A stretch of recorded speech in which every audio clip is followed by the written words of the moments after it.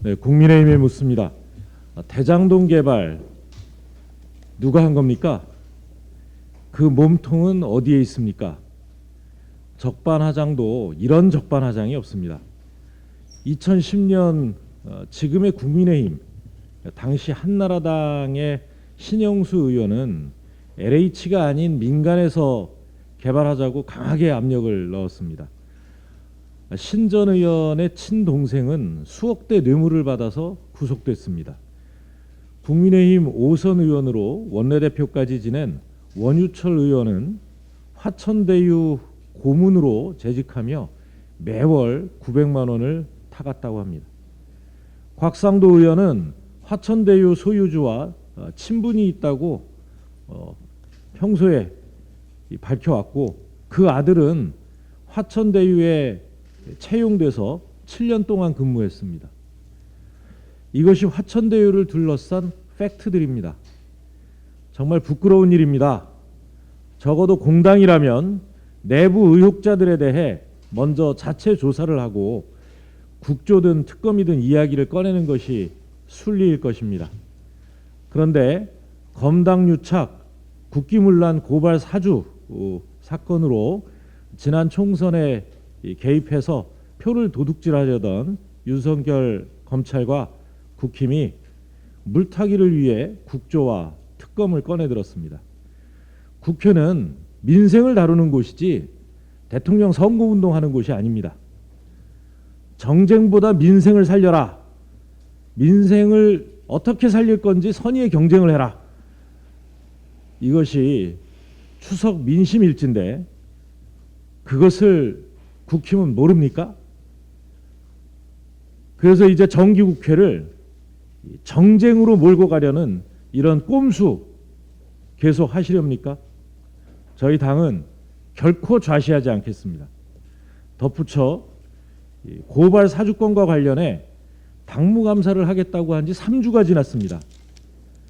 국힘은 아직 아무런 입장을 내놓고 있지 않습니다. 도대체 남의 얼굴에 침 뱉는다고 자기 얼굴에 허물이 사라집니까?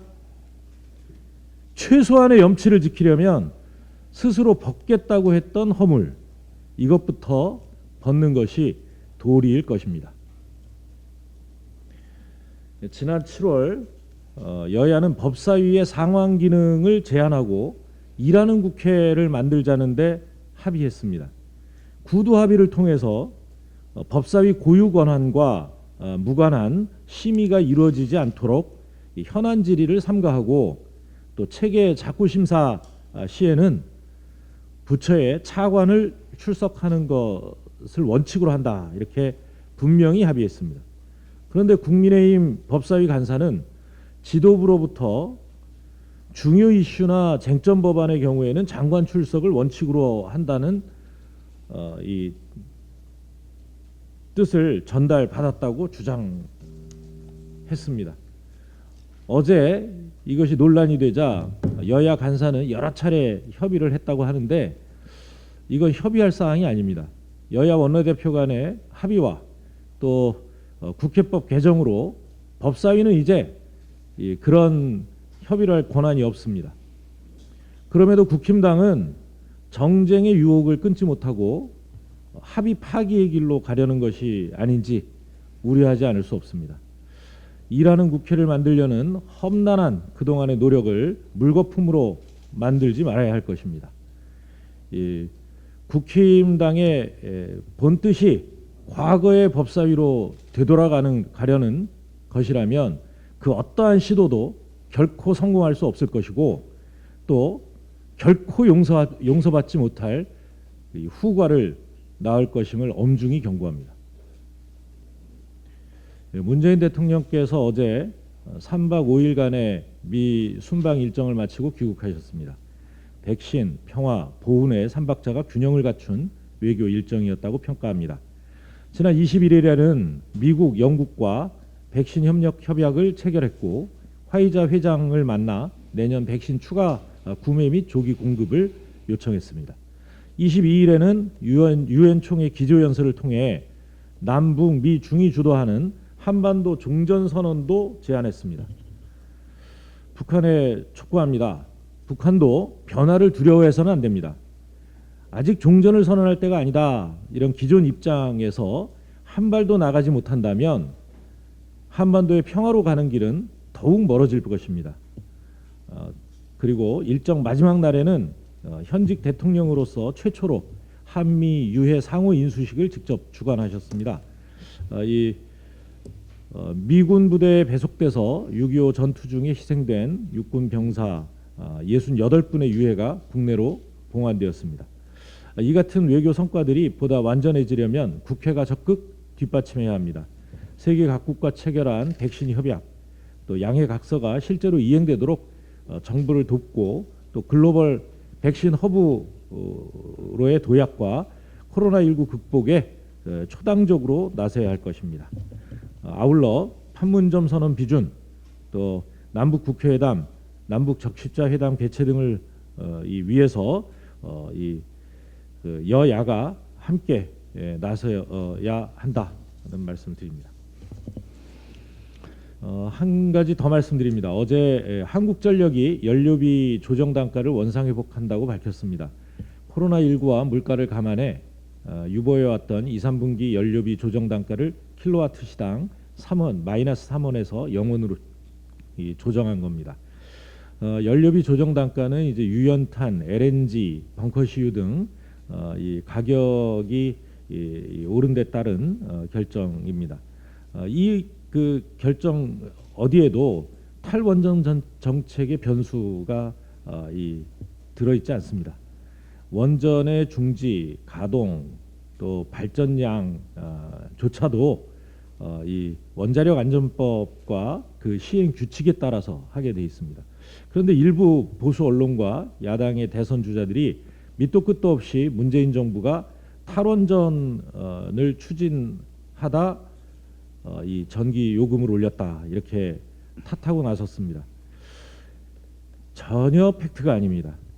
이 주장이 사실이려면 원전 이용률이 줄었어야 되는데 18년 65.9%, 19년 70.6%, 20년 75.3% 줄지 않고 오히려 늘었습니다.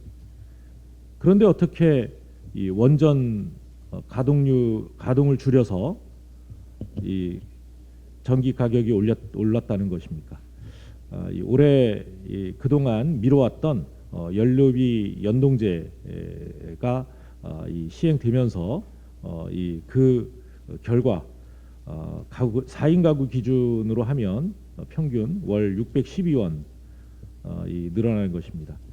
이런 사실을 충분히 알 수 있으면서도 그런 보도를 하고 그런 주장을 한 데 대해서 유감을 표합니다. 이상입니다. 네, 다음은 김용민 최고위원의 발언이 있겠습니다. 올해는 남북이 동시에 유엔에 가입한 지 30년이 되는 해입니다. 국제사회에서 본격적인 평화의 길을 함께 걷기 시작한 지 30년이 흘렀으나 아직 한반도는 정전 상태입니다. 이에 문재인 대통령께서 유엔 총회 기조연설에서 한반도 종전선언을 강조했습니다. 종전선언은 평화와 통일 그리고 번영을 위한 시작이자 중요한 단계입니다. 이에 대해 세계는 긍정적인 반응을 보이고 있습니다. 하지만 거의 유일하게 국민의힘과 이준석 대표는 비난에만 혈안이 되어 있습니다. 미 행정부조차도 종전선언 가능성에 대한 논의는 열려있다라고 하는 상황에서 비난으로 일관하며 국민을 분열하고 선동하는 국민의힘이 과연 대한민국의 정당인지 의심스럽습니다. 우리 당은 국민의힘의 방해에도 불구하고 남북의 평화를 위해 노력할 것을 약속드립니다. 한편 윤석열 검찰의 고발 사주와 관련해 국민의힘은 당무 감사를 하겠다고 국민들께 약속했습니다. 하지만 3주가 지나도록 입장 하나 내놓지 않고 있습니다. 당무 감사를 호언장담했던 이준석 대표는 마치 남의 일처럼 미국에 가 있습니다. 거기에 한술 더 떠 평화를 방해하고 국민 분열만 조장하고 있는 것입니다. 고발 사주에 명백한 증거들이 이어지고 있어 진실의 문이 곧 열릴 것입니다. 윤석열 리스크가 당에 큰 부담이 되었는지 국민의힘과 윤석열 후보는 일치 단결하여 국정원장을 끌어들이는 방식으로 프레임 전환을 시도했었습니다. 그러나 새로운 증거들 앞에 속수무책이자 이제는 대장동 사업의 마구잡이식 의혹을 제기하는 방식으로 전환했습니다. 보수 언론이 이에 동조하여 전화 한 통만 해도 확인 가능한 사실을 허위 보도하며 의혹을 키워나가고 있습니다. 가짜뉴스 피해구제법을 무조건 반대하던 이유가 이런 것인지 묻고 싶습니다. 2010년 대장동 사업을 공공개발에서 민간개발로 전환하겠다는 결정을 한 것은 이명박 정부와 당시 한나라당이었습니다. 이 과정에서 로비로 인해 당시 LH 간부와 새누리당 신영수 의원의 동생 등 9명이 구속되었습니다. 문제가 있어 성남시는 공영개발을 추진했습니다. 2011년 성남시는 공영개발을 위해 성남도시개발공사를 설립하고 지방채를 발행에 충당한다는 계획을 발표하고 의회에 안건을 제출했습니다. 그러나 당시 한나라당이 다수당이던 성남시 의회가 번번이 이를 부결시켰습니다. 이런 어려움 속에 민관 공동개발로 간신히 진행된 것이었습니다. 한편 2018년 대장동 개발이익 환수 허위사실 공표 재판에서도 성남 시민에게 환원한 것이 본질이라는 것이 확인됐습니다. 사정이 이러함에도 불구하고 국민의힘은 끊임없는 정치 공세만을 펼치고 있습니다. 고발 사주 사건과 달리 대장동 사건의 의혹 제기에는 구체적인 문제점이 지적되지 않고 있습니다. 개발 이익을 많이 봤으니 문제라는 주장의 본심이 혹시 휴대폰 판매 수익률을 극대화하고 있는 애플이나 삼성도 마찬가지로 문제라고 주장하는 것인지 궁금합니다.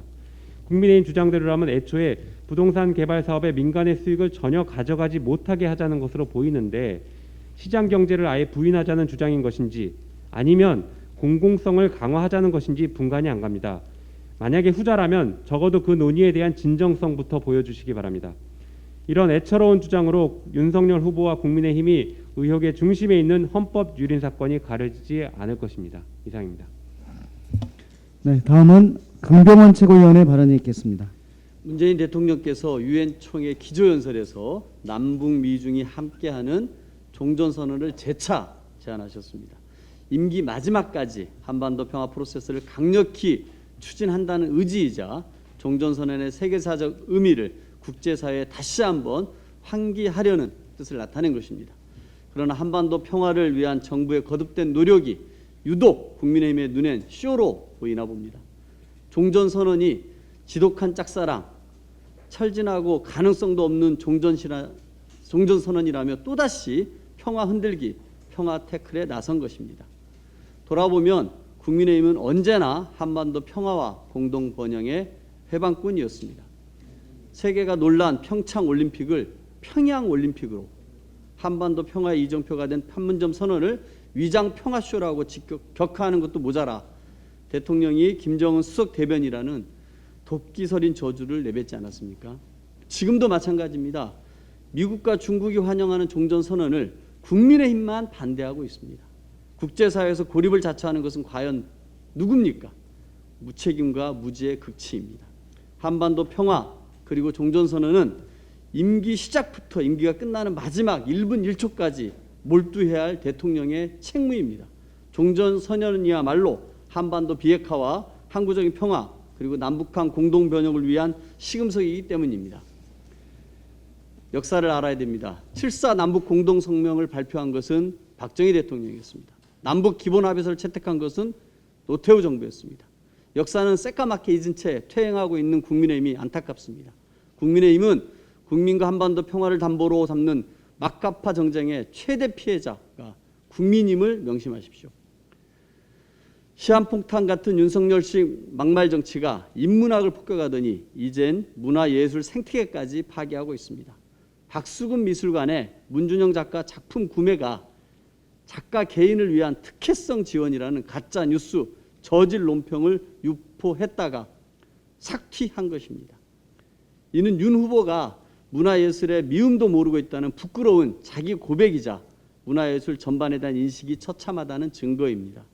윤 후보의 배우자 김건희 씨의 기획사 전시 실적을 부풀려도 괜찮고 협찬사가 폭증해도 괜찮지만 다른 작가는 작품 구매조차 안 된다는 내로남불 행태가 민망할 따름입니다.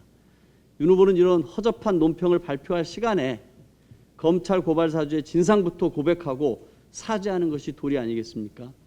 캠프 인사들의 부동산 투기 의혹, 윤우진 수사 무마 의혹, 장모의 요양급여 23억 편취, 배우자의 유지 논문엔 모두 묵묵부답 도리도리로 일관하면서 흑색 선정과 구태 정치엔 밤이 새는 줄 모르고 있으니 참으로 한심합니다. 한 말씀 더 드리겠습니다. 공약 카피캣, 윤석열 후보가 어제 경선 토론에서 집이 없어서 청약 통장을 못 만들어 봤다고 얘기했습니다. 이게 도대체 무슨 말입니까? 이분은 화성에서 살다가 왔습니까? 대한민국 주택 정책에 대해서 뭐라도 알고 하시는 말씀입니까? 빵이 없으면 케이크를 먹으라는 옛 권력자의 얘기처럼 황당한 얘기입니다. 절대 다수의 무주택 서민과 청년, 신혼부부의 가슴에 대못을 박는 망언입니다. 사법고시 공부는 구술을 해도 국민의 어려움과 고충 공부는 일도 하지 않았다는 방증 아니겠습니까? 윤 후보는 주거 안정도, 주택 정책도 입에 올릴 자격이 없습니다. 이상입니다.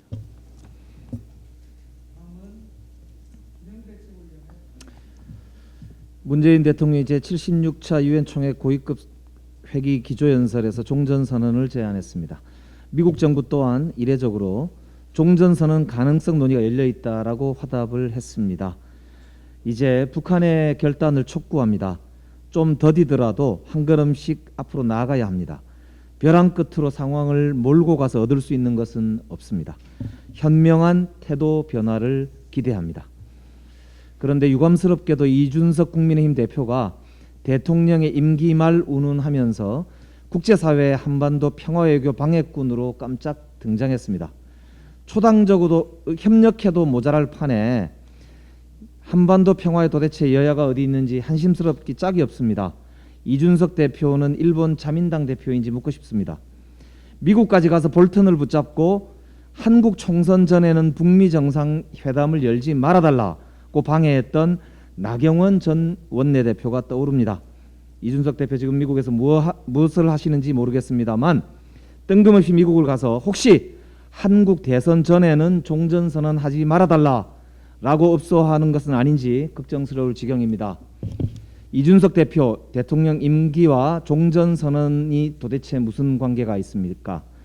박근혜 이명박 정권에서는 임기 말에 아무것도 안 하고 손 놓고 있었는지 모르지만 문재인 정부는 임기가 끝나는 2022년 5월 8일 밤 12시 그날까지 끝까지 최선을 다할 것임을 분명히 말씀드립니다. 한술 더 떠서 국민의힘 윤석열 예비후보는 전술핵 배치 요구에 나섰습니다. 심지어 한반도 비핵화를 위한 진지한 외교를 추구한다라고 하는 바이든 대통령의 유엔 총회 연설 바로 다음 날 전술핵 배치 주장을 한 것입니다.